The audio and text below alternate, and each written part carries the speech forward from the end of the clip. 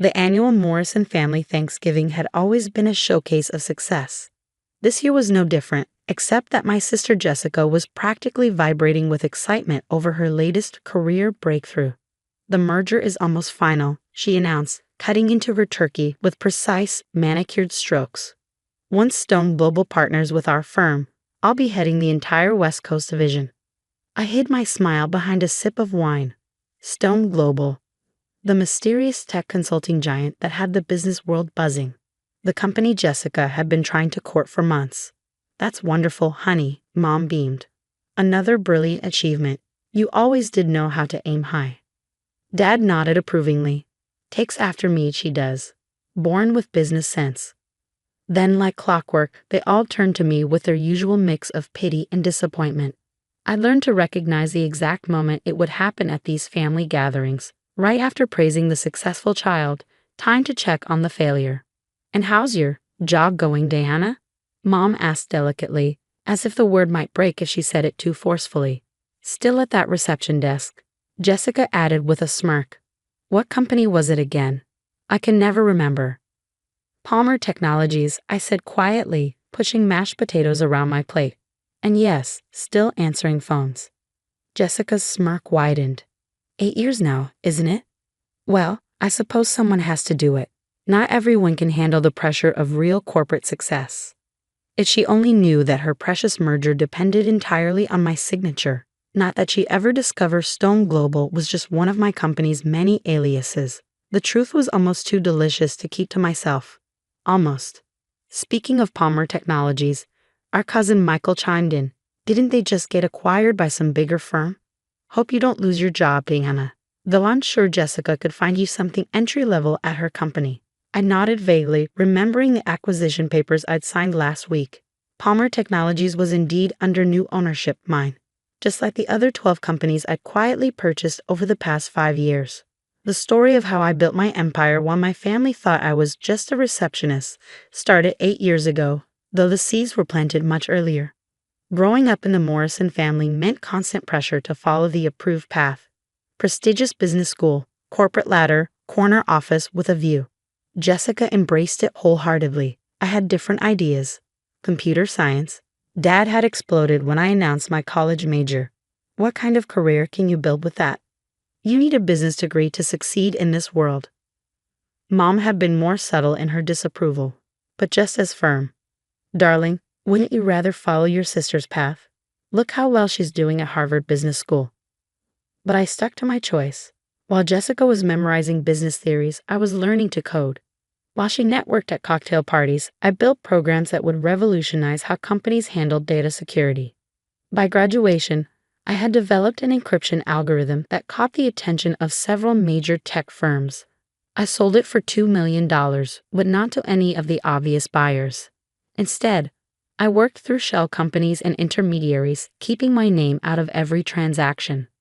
That was when I learned the power of anonymity. In the tech world, especially in cybersecurity, being unknown was an asset. Companies would pay premium prices to mysterious developers who could solve their problems without wanting public credit. So I started my first company under a different name. Then another, and another.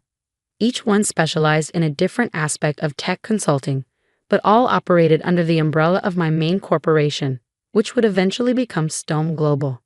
The receptionist job at Palmer Technologies was originally just a cover story to appease my family. I needed something believable, something that would keep them from asking too many questions about my real work. But it turned into something far more valuable, an inside view of how traditional companies operated and, more importantly, failed. I watched as Palmer's management made mistake after mistake, missing opportunities that were obvious to anyone paying attention. When their stock price started to fall, I was ready. Through one of my shell companies, I began buying shares. Quietly, strategically, never enough at once to raise suspicion. The same pattern played out with other companies. While Jessica climbed the corporate ladder the traditional way, I was building a web of interconnected businesses, each piece carefully hidden behind layers of corporate anonymity. "More turkey, Diana?" Mom's voice pulled me back to the present. "Though you should be careful, receptionists need to maintain a professional appearance." I accepted the extra serving, thinking about the memo I needed to review after dinner. The one about Jessica's company and their desperate attempt to partner with Stone Global. The irony was almost too perfect. You know, Jessica said, reaching for her wine glass. My firm is launching a new tech division.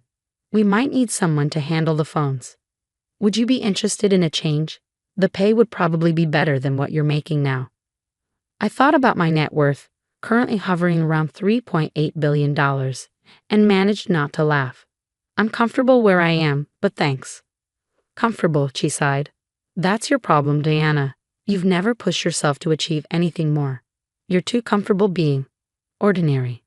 Dad shook his head. At least she has steady work. Though I still think you could have done more with your life if you'd listened to us about business school. I took another sip of wine, remembering the latest Forbes article about Stone Global, the mysterious tech giant reshaping the industry.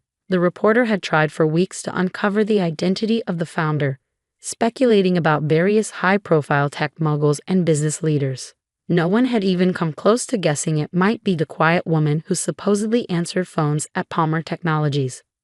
Jessica, Mom said eagerly, tell us more about this merger with Stone Global.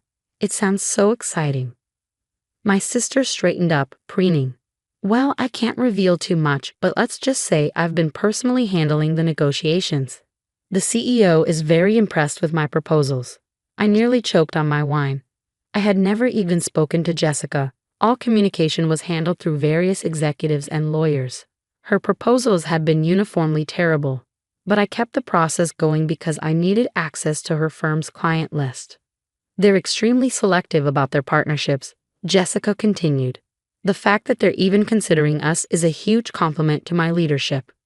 More like a testament to their due diligence, I muttered under my breath. What was that? Jessica asked sharply. Nothing, I smiled. Just thinking about how selective some companies can be. She narrowed her eyes. Well, it's not something you'd understand, given your position. Corporate strategy at this level is quite complex. If she only knew how many times I'd sat in my private boardroom, reviewing her company's painfully amateurish merger proposals, or how many of her brilliant innovations had made my executive team cringe. Speaking of positions, my Aunt Martha chimed in. Didn't you used to do something with computers, Diana? In college? Computer science degree, Dad grunted. Never did anything with it, though. I thought about the 3 patents currently revolutionizing cybersecurity, all registered under various shell companies, about the encryption software protecting government agencies around the world, about the artificial intelligence system I developed that was quietly transforming how global corporations handled data. Never really found my niche in tech, I said mildly, passing the cranberry sauce. As dinner wound down, Jessica couldn't resist one more dig. Don't worry, Diana. Not everyone is cut out for success. Someone has to answer the phones, right? I smiled, thinking about the meeting scheduled for tomorrow morning, the one where Stone Global's CEO would finally be revealed to her firm's management team. You're absolutely right, I said. Someone has to answer the phones. By the way, good luck with that merger. I have a feeling tomorrow's meeting will be very illuminating. Jessica raised an eyebrow, but before she could respond, her phone buzzed. Her eyes widened as she read the message. The Stone Global CEO is coming to tomorrow's meeting in person, she gasped. This is huge. They never make personal appearances. Mom clapped her hands in delight. Oh, Jessica, they must be really impressed with you. Well, I said, standing up, I should head home. Early day tomorrow, lots of phones to answer. As I drove home to my penthouse apartment, the one my family thought was a modest studio in a questionable neighborhood, I couldn't help but smile. Tomorrow would certainly be interesting. My phone buzzed with a message from my executive assistant. Final merger documents are ready for your review, Ms. Morrison. Also, the Forbes reporter is still trying to schedule an interview with Stone Global's mysterious CEO. I texted back, tell Forbes I'll consider an interview next week, but first we have a merger meeting to attend. Tomorrow, Jessica would finally learn who really owned the company she'd been trying so desperately to impress. Tomorrow, my family would discover that their ordinary daughter had built an empire while they weren't looking. But tonight, I was just Diana, the receptionist who didn't amount to much. And somehow, that made tomorrow's revelation even sweeter. The next morning, I arrived at Jessica's firm 30 minutes early, not as the CEO of Stone Global, But as Diana, the receptionist, wearing the same modest clothes I'd worn to Thanksgiving dinner, the security guard barely glanced at me as I walked through the lobby. My executive team was already in place, scattered throughout the building in various roles. My CFO posed as a maintenance worker. My head of operations sat in the lobby reading a newspaper. My chief legal officer was disguised as a coffee cart vendor. At precisely 9:55 a.m., Jessica strutted through the lobby in her designer suit, not even noticing me sitting quietly in the corner. She was too busy barking orders into her phone. I want everything perfect for this meeting. The Stone Global CEO never makes personal appearances. This is our chance to really impress them.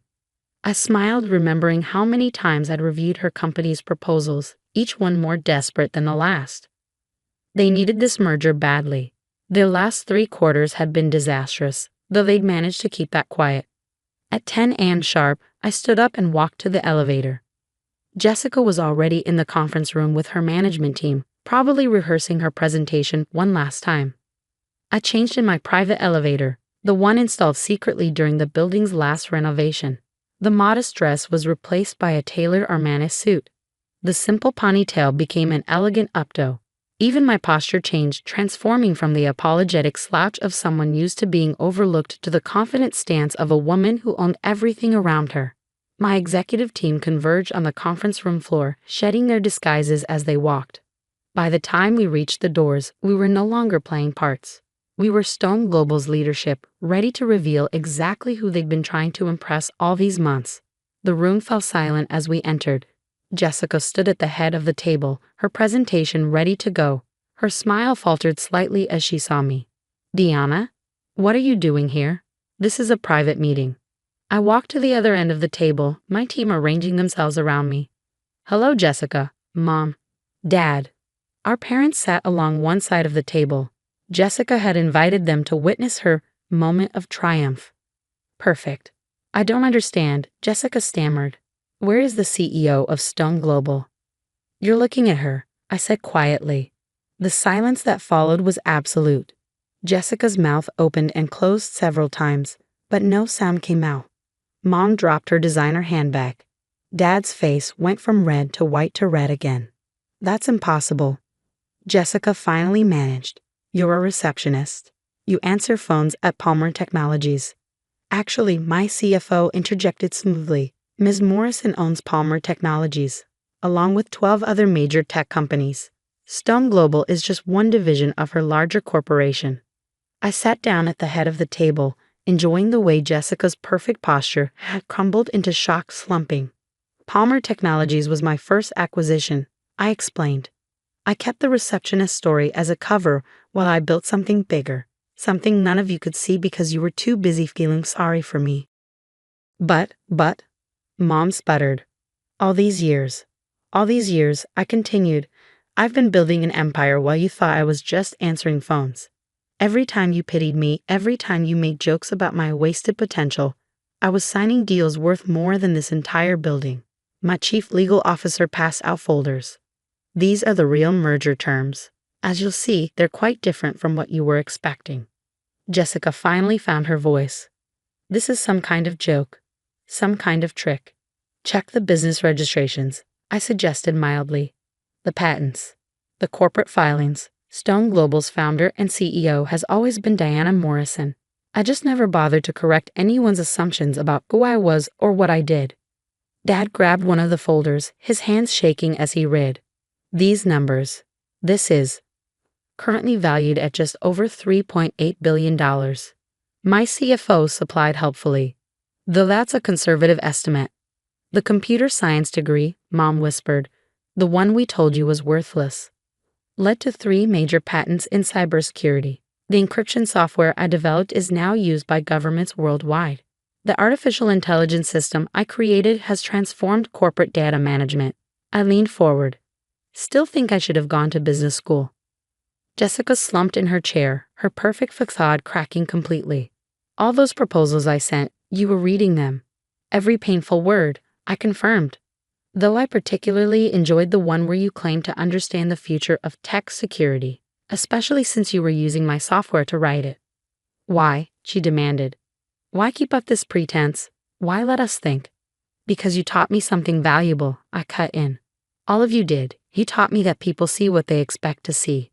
You expected me to be a failure, so that's what you saw. It was the perfect cover for building something extraordinary. I stood up, smoothing my designer suit. Now about this merger. The terms are non-negotiable. Your company will become a subsidiary of Stone Global, with significant management changes. I looked directly at Jessica, starting with your position. You're firing me, she gasped. Not exactly. I'm demoting you to where you should have started, an entry-level position where you can learn the business properly, not just play at being an executive. Dad started to protest, but I held up my hand. This isn't personal, Dad, it's business. Isn't that what you always taught us? The next hour was a blur of contracts, terms, and shocked realizations. My parents sat in stunned silence as their worldview completely inverted. Jessica alternated between anger and disbelief as she realized her career had been in my hands all along. As the meeting wound down, Mom finally asked the question I've been waiting for. Why reveal yourself now? Why not stay hidden? I smiled, gathering my papers. Because sometimes success isn't just about building something great. Sometimes it's about showing the people who doubted you exactly what they failed to see. Walking out of the conference room, I paused by Jessica's chair. By the way, the reception desk at Palmer Technologies, it's actually empty. I never worked there. I own the building. The drive home that evening was surprisingly peaceful. My phone buzzed constantly with messages from family members who'd heard the news. Thousands who'd mocked my dead-end job now wanted to know if I was hiring. Aunts and uncles who'd used me as a cautionary tale suddenly remembered how they'd always believed in me. I ignored them all, instead calling my real estate agent about a new property I'd been eyeing. Coincidentally, right next door to Jessica's house. The one she'd been so proud of buying with her executive salary. A week later, I sat in my real office, the top floor of the Stone Global building, reading the latest Forbes article about the tech industry's most surprising CEO. The reporter had finally gotten their interview, and the story of the secret billionaire receptionist was making waves. My assistant buzzed in. Your sister is here to see you. She says it's about her new position. I smiled, remembering all the times Jessica had made me wait in lobbies. Tell her she can schedule an appointment with HR like everyone else. Sometimes success isn't about proving people wrong. Sometimes it's about letting them discover just how wrong they've been, all on their own. My phone buzzed with a text from Mom. Thanksgiving dinner this year, will you still come? I thought about it for a moment, then replied, of course. But this time, I'm hosting. At my real house. After all, what's the point of building an empire if you can't enjoy watching people realize they've been eating dinner with a billionaire who they thought just answered phones? The best revenge isn't served cold. It's served in a penthouse office with a view of the city you secretly own, watching people realize that the sister they pitied now signs their paychecks. And somewhere in a Stone Global building, there's still an empty reception desk, a reminder that success doesn't always look the way people expect it to. Sometimes it looks like a quiet woman in modest clothes, sitting in the corner, building an empire while everyone else is too busy feeling superior to notice.